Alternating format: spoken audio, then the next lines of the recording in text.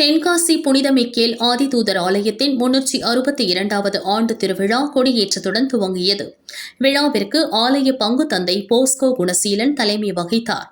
தென்காசி அகரக்கட்டு கிராமத்தைச் சேர்ந்த பங்கு மக்கள் பாரம்பரிய வழக்கப்படி திருக்கொடியை ஊர்வலமாக கொண்டு வந்து ஏற்றினர்.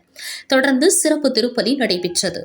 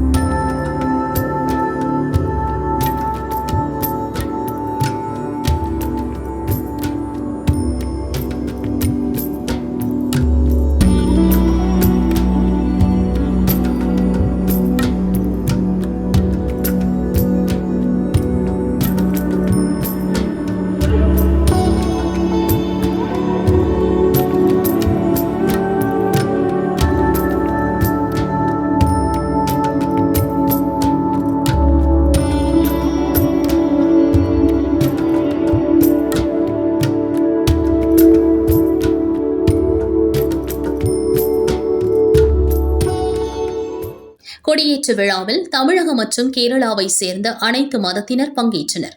ஆலய விழா செப்டம்பர் 29ஆம் தேதி வரை நடைபெறும். விழாவை முன்னிட்டு நாள்தோறும் சிறப்பு திருப்பலிகள் நடைபெறும்.